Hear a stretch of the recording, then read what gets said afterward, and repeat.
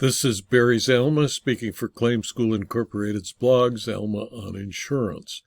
Today we're going to speak about why there is usually no defense available for an assault and battery in a bar, and why a clear and unambiguous exclusion must be enforced. An insurer sought declaratory judgment that it need not defend or indemnify defendant TFSNY against a personal injury lawsuit pending in the New York Supreme Court of Kings County. In Clear Blue Specialty Insurance Company versus TFSNY, Inc., a September 6, 2023 decision of the United States District Court for the Eastern District of New York, the dispute was resolved. The defendant owned and operated a nightclub. Between April of 2019 and April of 2020, the plaintiff insured the defendant under a commercial general liability insurance contract. Like any other insurance policy, this contract had exclusions. At issue in the case was the scope of the sublimited assault and battery endorsement and a third-party or contractual security exclusion, specifically whether these provisions require the plaintiff to defend and indemnify the defendant against a lawsuit pending in New York State Court. The parties agreed that the insurance policy was in effect when the incident took place and that Mr. Simmons' lawsuit triggered the plaintiff's duty to defend under the sublimited assault or battery endorsement because the lawsuit included negligence claims. They also agreed that Castillo was an outside security company as defined by the insurance policy. The policy provided, in part, quote, "We have no duty to defend any insured against any claims or suits seeking damages for bodily injury, property damage, or injury in regard to matters covered by the exclusion, that is, outside security services, and we have no duty to pay damages in regard to the matters covered by this exclusion," close quote. The plaintiff argued that it had no duty to defend or indemnify against Mr. Simmons' lawsuit because it disclaimed liability over any suit involving operations of any third-party or contracted security services provider, while the defendant agreed that the plaintiff is not liable for claims involving Castillo and does not have to indemnify the defendant for them. It nevertheless contended that the plaintiff must defend the entire action because the lawsuit includes claims against the defendant and its employees who are covered by the policy. The duty to defend under New York law is contractual in nature. Accordingly, there is no duty to defend where the alleged basis for liability is not within the coverage of the policy.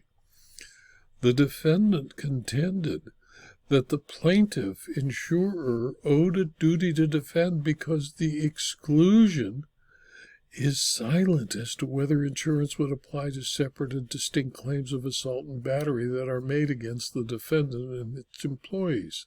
However, the plain language of the exclusion, which states repeatedly that it does not apply to any suit directly or indirectly based on, attributable to, arising out of, involving, resulting from, or in any way related to the acts, omissions, or operations of any third party or contracted security services provider. Mr. Simmons' complaint alleged that he was assaulted and sustained serious and severe injuries as a direct consequence and result of the acts of all the defendants. Mr. Simmons' suit, therefore, involved a contracted security services provider and fell within the exclusion. The complaint alleges that the altercation was the product of joint action of the defendant, its employees, and Castillo, each of which is included in every cause of action. The plaintiff, therefore, had no duty to defend. Finally, even if there is no duty to defend on the facts alleged, In Mr. Simmons' complaint, there might still be a duty to indemnify the defendant if the state court dismisses the claims against Castillo, or if the jury decides that the defendant's employees were the only ones involved in Mr. Simmons' assault. But at this time, the exclusion must be enforced, and the plaintiff has no duty to defend. Developments in Mr. Simmons' lawsuit may trigger a duty to indemnify. If that happens, the defendant may move the court to reopen the case. However, since the underlying suit is at the pleading stage, the plaintiff's motion for summary judgment was granted as there is no duty to defend. The defendant may move to reopen on the issue of indemnification if the state court determines that Castillo played no part in Mr. Simmons' assault. In my opinion, clear and unambiguous language in an exclusion will always be enforced. Since the suit alleged that the security service was involved in his assault, his battery and injury, the exclusion applied, and there was no duty to defend.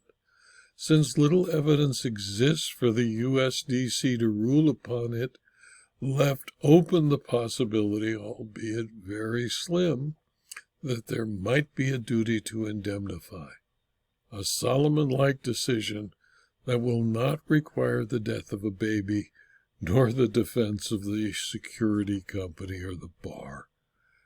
This video was adapted from my blog's Alma on Insurance, which is available free to anyone who clicks on the URL zalma.com/blog.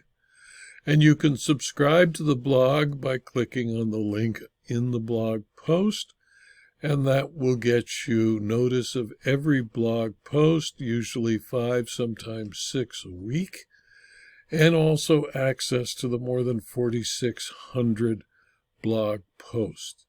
If you found this video and or blog post to be useful, please tell your friends and colleagues about the blog and the videos, and let them also subscribe to the free blog and the free videos.